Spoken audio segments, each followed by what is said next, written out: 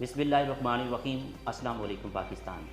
नाजरीन, आप देख रहे हैं 94 न्यूज़ चैनल और मैं हूं आपका मेज़बान अहमद महमूद। नाजरीन, जैसा कि आप सब जानते हैं कि मैं आप लोगों के लिए आज की शख्सियत प्रोग्राम लेकर आया करता हूं। आज मैं आपको जिस शख्सियत का तारुफ करवाने जा रहा हूं, आप एक उस्ताद हैं, आप एक रिसर्चर हैं।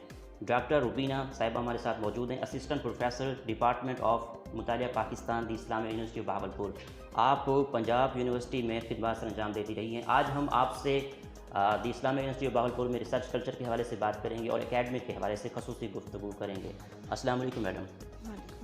मैडम कैसी हैं आप? बहुत शुक्रिया, आपने हमें कीमती टाइम दिया। मैडम, अगर हम तालीम के हवाले से बात करें तो आपने अपनी इब्तदाई तालीम कहाँ से हासिल की और तालीमी सफ़र आपका कैसे रहा? मैंने अपनी इब्तदाई तालीम जो है वो अपने नेटिव टाउन आरिफवाला से हासिल की थी। बीए फिर लाहौर से किया, फिर मैंने मास्टर्स किया बहाउद्दीन ज़िक्रिया यूनिवर्सिटी से। उसके बाद फिर शादी होगी और मेरी स्टडीज़ जो थी वो डिसकंटिन्यू होगी। तकरीबन कोई 11 साल बाद I again join my studies और मैंने एडमिशन लिया पंजाब यूनिवर्सिटी की हिस्ट्री डिपार्टमेंट में एज एम.फिल स्टूडेंट। वहीं से मैंने एम.फिल किया, फिर वहीं से मैंने पीएचडी किया और वहीं तकरीबन कोई 7-8 साल मैंने सर्व भी किया और दिस इज़ ऑल। ठीक मैडम, आप इस डिपार्टमेंट में बाई चॉइस आई हैं या बाई चांस? देखिए, मैं इसमें यहाँ पे मेरी चॉइस, मुझे शुरू से मुझे एडमायर करता था बहावलपुर के जो ये शहर है। तो इस्लामिया यूनिवर्सिटी बहावलपुर की एक हिस्टोरिक पोजीशन तो थी, तो जब यहाँ पे सीटें अनाउंस हुई हैं तो मैंने अप्लाई किया। उस वक्त तक मेरे ज़हन में नहीं था कि आई विल सर्व देयर, लेकिन जब यहाँ पे मेरी सिलेक्शन हो गई है तो फिर मैं अपनी चॉइस से यहाँ पे आई, मैं बाई चांस नहीं आई। आपका पीएचडी का थीसिस किस हवाले से था? मेरा पीएचडी का जो थीसिस था, मैंने बेसिकली सिख रूल जो था उसके ऊपर मैंने रिसर्च की थी। और यूजुअली जो मिसकंसेप्शंस पाई जाती हैं हमारे अंदर के जी सिख रूल में मुसलमानों के साथ बहुत ज़्यादा उनके साथ नाइंसाफ़ी हुई है या उनके साथ बहुत ज़ालिमाना सलूक हुआ है, तो मैं उसको देखना चाहती थी कि इसमें रियलिटी कितनी है और इसमें गलत फहमियाँ कितनी पाई जाती हैं। और उसके पीछे मकसद ये था कि आज तक जो दोनों कौमें हैं, सिख और मुसलमान, दोनों ने ही बहुत बहादुर कौमें हैं और दोनों के आपस के मज़हबी कई ख़यालात जो हैं वो एक दूसरे से मिलते हैं। तो क्या वजह थी इस दुश्मनी की? क्योंकि जब भी बात करते थे तो रंजीत सिंह के बारे में यही कहा जाता था, जी वो बहुत ज़ालिम है।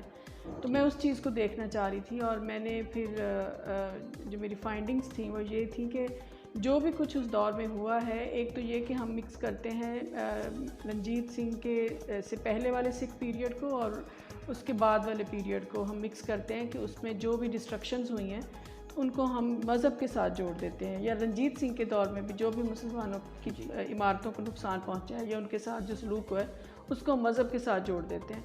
तो मैं ये देखना चाहती थी कि वो मज़हबी तौर पे उसने किया था या उसके पीछे कोई उसकी पॉलिटिकल नीड्स थी। तो मेरी फाइंडिंग्स तो ये थी कि मज़हबी तौर पे वो एक सेकुलर रूलर था। इवन अगर हम बाद का दौर भी देखें, जब जिसमें बहुत डिस्ट्रक्शन हुई है मुसलमानों की इमारतों की, उस दौर में भी हम देखते हैं कि किसी मुसलमान ने सिखों के मुकाबले में अंग्रेज़ों का साथ नहीं दिया है। जो लोग सिखों के साथ फेथफुल थे वो उसके साथ फेथफुल ही रहे। तो जो उनकी आपस की जंगें थी जिसमें जो इमारतों की डिस्ट्रक्शन हुई है, तो उसको हमने मज़हब के तौर पे अपने कि जी हमारी मज़हबी इमारतों को नुकसान पहुंचाया गया, हालांकि इस तरह से। तो मेरी फाइंडिंग थी कि ऐसा कुछ हुआ नहीं था, जो भी हुआ पॉलिटिकली हुआ, मज़हबी तौर पे नहीं। ठीक, आपके कितने रिसर्च आर्टिकल पब्लिश हो चुके हैं? मेरे मुख्तलिफ नेशनल और इंटरनेशनल उसमें जर्नल्स में तकरीबन कोई 17 आर्टिकल जो हैं वो पब्लिश हो चुके हैं। मेरी बुक भी जल्द ही इंशाल्लाह आने वाली है, मैं उस पर काम कर रही हूँ।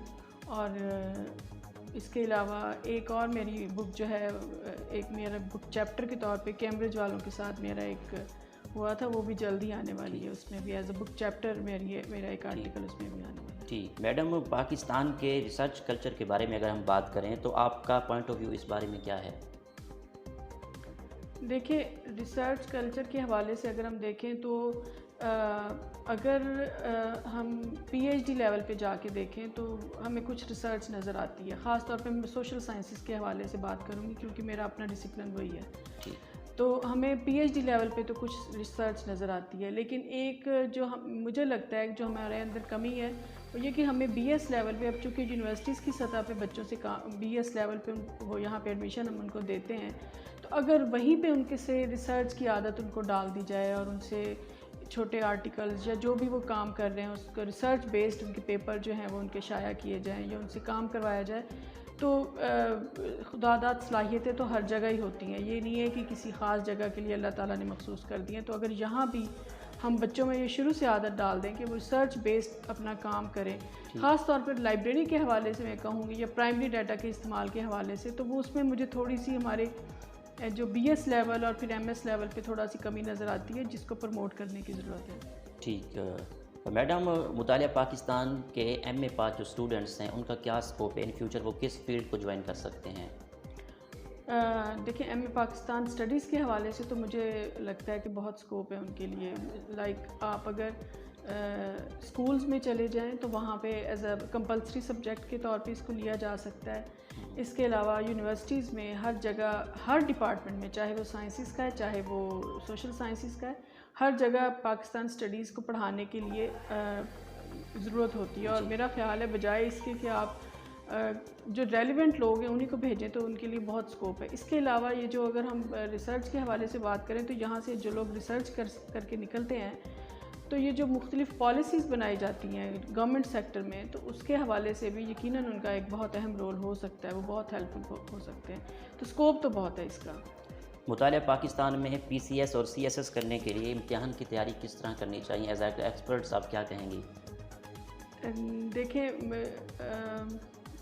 مجھے لگتا ہے کہ بہت سارے سبجیکٹ تو پی سی ایس اور یہ جو سی ایس ایس کے اندر ایسے ہوتے ہیں جو کہ آپ کو کمپلسری طور پہ پڑھنے پڑتے ہیں، اور اس میں سے زیادہ وہ سبجیکٹ ہیں جو کہ پاکستان اسٹڈیز والے آلریڈی یہاں پہ پڑھ رہے ہوتے ہیں، تو اگر وہ اس کو سیریسلی لیں، اور اس کے علاوہ اگر روزانہ اخبارات جو ہیں ڈے ٹو ڈے اگر وہ اس کو مطالعہ کرتے رہیں اور ان سبجیکٹ کے ساتھ، تو میرا خیال ہے ان کی تیاری بہت اچھی ہو سکتی ہے۔ ٹھیک، پاکستان میں سیاسی شعور کو بڑھانے کے لیے بی ایس لیول تک جو پاکستان اسٹڈیز پڑھائی جا رہی ہیں، اس کا سلیبس کس حد تک صحیح ہے؟ جو عام ہم اس میں پڑھاتے ہیں چھوٹی سی کتاب، میرا نہیں خیال کہ وہ کوئی افیکٹو ہے۔ اس میں ایک تو یوزلی پارٹ وہ ہوتا ہے جو ہم پڑھاتے ہیں جو پاکستان موومنٹ سے تعلق رکھتا ہے وہی، لیکن وہ بھی بچے چونکہ وہ صرف 40 نمبر کی ہوتی ہے، وہ اتنی چھوٹی سی کتاب ہوتی ہے کہ اس کو میرا نہیں خیال کہ کوئی افیکٹو، کیونکہ ابھی بھی ہم بچوں سے پوچھتے ہیں تو انہوں نے بس وہ چیزیں رٹی ہوئی ہوتی ہیں، شروع سے وہی چیزیں پڑھتے آ رہے ہیں، تو میرا خیال ہے ایک تو اس کو چینج کرنے کی ضرورت ہے، اس کو اپڈیٹ کرنے کی ضرورت ہے، اور اس میں زیادہ جو ہمارے ریسنٹ ہمارے پرابلمز ہیں ان کو بھی اس کے اندر ایڈ کرنے کی ضرورت ہے تاکہ اس کو سیریس بنیادوں پہ بچوں کو پڑھایا جائے۔ اگر نیوز پیپر کے حوالے سے بات کریں تو نیوز پیپر اسٹوڈنٹس کے لیے کتنا اہم ہے، اس کا مطالعہ کس حد تک کرنا چاہیے، خاص طور پہ سی ایس ایس کرنے کے لیے، پی ایس کرنے کے لیے؟ میں نے جیسے پہلے بھی بتایا کہ بہت ہی ضروری ہے کہ بچے روز اخبارات جو ہیں جو بچے اس فیلڈ میں جانا، بلکہ اگر وہ کیا کوئی بھی اگر اویئرنیس چاہتا ہے تو روزانہ کے اخبارات، اور پھر یہ کہ ایک تو بائسس کے ساتھ اخبارات کو نہیں پڑھنا چاہیے، لیکن اگر آپ تیاری کے حوالے سے صرف پوچھ رہے ہیں تو یقیناً وہ بہت ہیلپ فل ہوتا ہے آپ کا اس میں سی ایس ایس کی تیاری کے حوالے سے۔ اگر ہم پاکستان اسٹڈیز ڈپارٹمنٹ کی کانفرنس کے حوالے سے بات کریں تو in future Pakistan studies department conference کروانے کا ارادہ رکھتا ہے؟ بالکل رکھتا ہے، اور انشاءاللہ ہم اس پہ کام کر رہے ہیں، ہمارا ٹائٹل فائنل ہو چکا ہے، ہم لوگ فردر اس پروسیجر میں ہیں کہ فنڈنگ کے لیے اپلائی کریں، ہم جو اس کے اوپر جو ہم انٹرنیشنل، پہلے ہمارا ارادہ تھا کہ ہم نیشنل کانفرنس کروائیں گے اور پھر انٹرنیشنل، لیکن اب ہم پہلے ہی دفعہ ہی جو کانفرنس کروانے جا رہے ہیں وہ ہم انٹرنیشنل کانفرنس کروانے جا رہے ہیں، 2 دن کی کانفرنس ہوگی، وہ انشاءاللہ 14-15 اکتوبر کو ہمارا پلان تو ابھی یہ ہے کہ آگے دیکھتے ہیں اللہ تعالیٰ جو بہتر کرے گا، حالات بہتر رہے تو انشاءاللہ یہ انٹرنیشنل کانفرنس جو ہے ہم آرگنائز کر رہے ہیں، اور یہ جلد ہی انشاءاللہ اس کا وہ ہم کال فار پیپر دے دیں گے انشاءاللہ۔ انجینئر پروفیسر ڈاکٹر اطہر محبوب، vice chancellor the Islamia university of Bahawalpur کی لیڈرشپ میں جب سے وہ آئے ہیں یونیورسٹی کس حد تک ترقی کر رہی ہے، اس بارے میں آپ کیا کہیں گی؟ دیکھیں مجھے بھی میرا خیال ہے میں بھی اسی سال آئی ہوں، جس سال ڈاکٹر اطہر محبوب صاحب جو ہیں انہوں نے جوائن کیا، میری اپوائنٹمنٹ انہی کے ہاتھوں ہوئی ہے، مجھے اس سے پہلے کا نہیں کوئی آئیڈیا، لیکن جہاں تک میں نے سنا ہے کہ بہت ہی اس وقت تک کوئی ایز سچ پروموشن کے حوالے سے بچوں کی انرولمنٹ کے حوالے سے، ایجوکیشن کے حوالے سے، جو ایک میرا خیال ہے ایک ویژنری شخص کو جو میجرمنٹ لینے چاہیے وہ ایسا کچھ نہیں تھا. اور ود ان 2 ایئرز، ابھی تو یہ کرونا کی وجہ سے بھی بہت ساری چیزیں جو ہیں وہ تھوڑی سی گڑبڑ ہوئی ہے، لیکن اس کے باوجود ہم دیکھتے ہیں کہ اگر آج پبلک سیکٹر یونیورسٹیز میں اگر دیکھا جائے تو تعداد کے لحاظ سے اسلامیہ یونیورسٹی سب کو لیڈ کر رہی ہے. اور انشاءاللہ ایک تو سر بہت ویژنری ہیں، اور پھر یہ کہ کوئی بھی ہم جیسے کوئی اگر ہم کام کرنا چاہتے ہیں تو اس میں ہمیں کوئی رکاوٹ نہیں ہوتی. جیسے فار ایگزامپل کہ ہم اپنا جرنل ایک شروع کرنا چاہتے تھے، ود ان منٹس انہوں نے سائن کیا ہے اور ہمارے لیے آسانیاں پیدا کی ہیں کہ آپ آئی ٹی ڈپارٹمنٹ سے رابطہ کریں، جو کہ میرا خیال ہے کہ اتنی جلدی چیزیں ہوتی نہیں ہیں، اس میں کئی مہینے لگ جاتے ہیں. اور ہم نے ود ان ویکس کام کر کے تو اس کو انشاءاللہ ہم آن لائن بھی کرنے والے ہیں انشاءاللہ اگلے مہینے تک.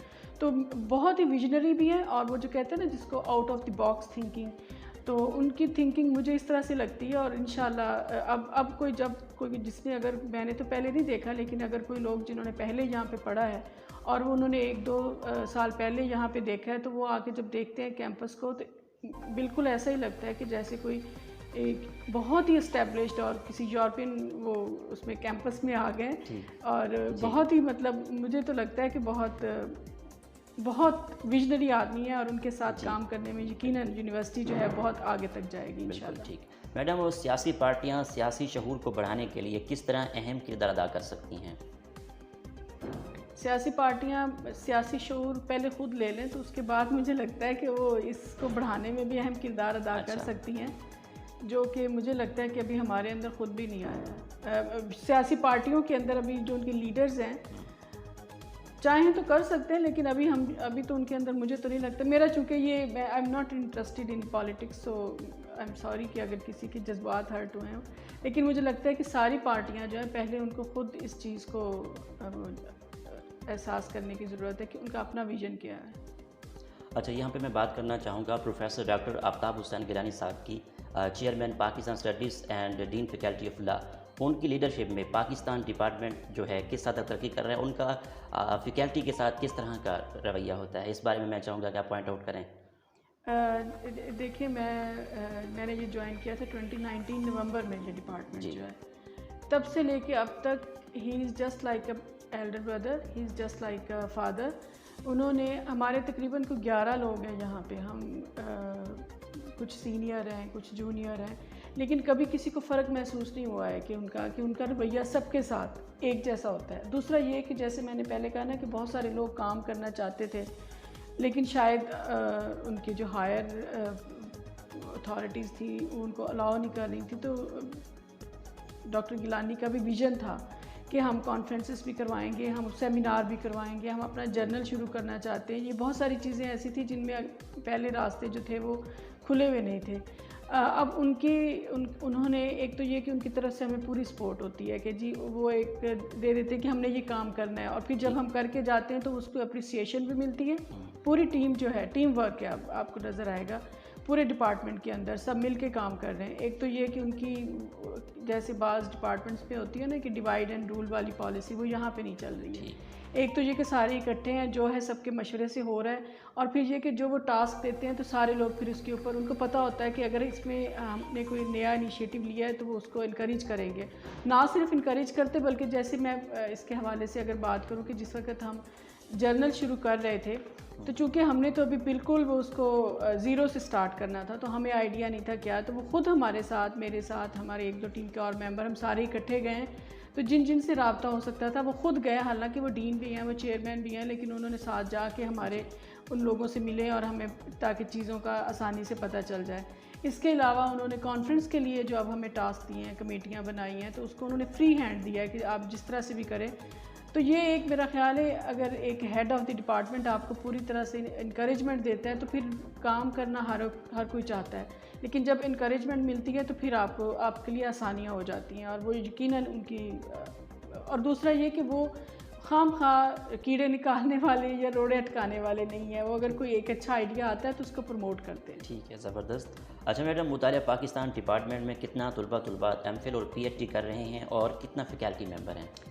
ہمارے پاس اس وقت الحمدللہ 11 ہم لوگ ہیں ٹوٹل. ان میں سے 7 تو پی ایچ ڈیز ہیں 4 جو نئے لوگ آئے ہیں ایسوسیٹ لیکچر کے طور پہ، ان میں سے بھی کئی لوگ جو ہیں وہ اپنا تھیسس جو ہے وہ سبمٹ کروا چکے ہیں پی ایچ ڈی کا.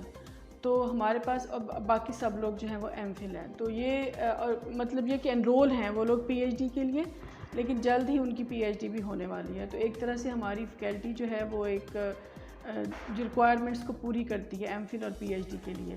ہمارے پاس اس وقت میرا خیال ہے کوئی 70-75، مجھے ایگزیکٹ تو نہیں نمبرز پتہ ابھی تک، لیکن میرا خیال ہے شاید 75 سے ابو ہمارے پاس ہیں اس کے ایم فل کے ہیں، اور تقریباً کوئی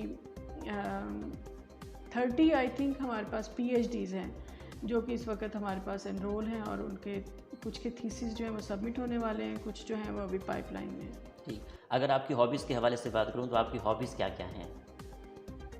مجھے کھانا پکانا پسند نہیں ہے، تو یہ میری کوئی ہابی نہیں ہے. مجھے صرف اور صرف اگر کوئی کہے تو مجھے کتابیں پڑھنے کا، ٹھیک، مجھے پسند ہے کہ میں ہسٹورک پلیسز دیکھوں اور بس آرام کروں. ٹریول کرنا کتنا پسند ہے، اور ٹریول سے کیا کیا چیزیں سیکھتی ہیں آپ؟ مجھے ٹریولنگ پسند ہے، میں کبھی بور نہیں ہوتی ہوں. مطلب میرا گھر ابھی لاہور میں ہے، اب بہاول پور میں بھی ہم نے مطلب یہاں بھی ہم لوگ رہ رہے ہیں، وہاں بھی گھر پہ ہے، لیکن آلموسٹ ایوری ویک یا آفٹر 2 ویکس مجھے ٹریول کرنا پڑتا ہے.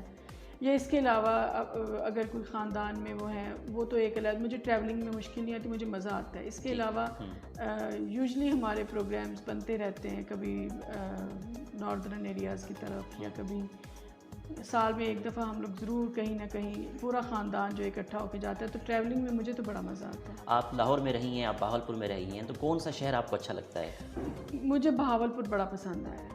مجھے اتنا پیسفل سٹی ہے اور اتنا سکون ہے. ایون میرے بچے بھی وہ حالانکہ ادھر ہی پڑھتے ہیں، سب کچھ ہے، لیکن وہاں پہ اب جائیں تو شور اور جو پولوشن وہ نظر آتی ہے نا آپ کو، تو میرے تو آنکھوں میں ہی پرابلم شروع ہو جاتی ہے. لیکن بہاول پور بہت ہی پیسفل، اور آپ کو لگتا ہے ہر چیز آپ کی ایکسیس میں، آپ سے دور نہیں ہے. مجھے تو بڑا پسند ہے. پنجاب یونیورسٹی میں خدمات سر انجام دیتی رہی ہیں آپ، وہاں کا ایکسپیرینس کیسا رہا آپ کا؟ وہاں کا بھی بہت اچھا تھا ایکسپیرینس. وہاں پہ جیسے یہاں پہ بچوں کے ساتھ، یہاں پہ مجھے تھوڑا سا یہ فرق نظر آتا ہے کہ وہاں چونکہ لائبریریز جو تھیں ود ان یور ایکسیس تھیں، اور بچوں کو عادت تھی ہر ایک ڈپارٹمنٹ کی لائبریری تھی. تو وہ اور ہسٹری ڈپارٹمنٹ کی جو لائبریری تھی وہ تو بہت ہی پرانی 1933 کی سے بھی پہلے کی بنی ہوئی تھی، اور اس میں تقریباً 1,30,000 سے زیادہ ان کی اپنی کتابیں تھیں.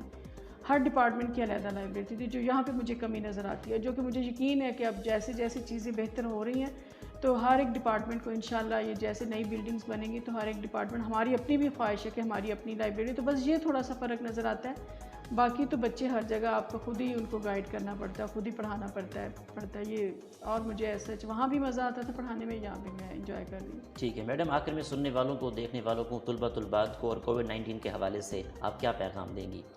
دیکھیں، مجھے سم ٹائمز میں بعض بچوں کی باتیں سنتی ہوں نا تو مجھے بڑا خوف محسوس ہوتا ہے کہ کوئی کرونا نہیں ہے، کوئی ویکسین لگانے کی ضرورت نہیں ہے. یہ بڑی ایک عجیب سی اپروچ ہے آپ کی، جو کہ نہ تو اس کا اسلام کے ساتھ کوئی تعلق ہے، نہ ہی آپ کا معاشرتی طور پہ اس کا کوئی فائدہ ہے. آپ کو وہ سوچ بدلنے کی ضرورت ہے. پریکاشنز لیں، یہ جو ماسک پہنیں اس کا استعمال کریں، تھوڑا فاصلے پہ رہیں. اور اگر ہو گیا ہے تو یہ کوئی ایسی بیماری نہیں ہے جو جس سے کوئی شرمندگی ہو، جیسے اکثر لوگ چھپاتے ہیں جی ہمیں کرونا ہو گیا تو بتاتے نہیں ہیں. اس سے آپ دوسروں کو بھی نقصان پہنچا سکتے ہیں.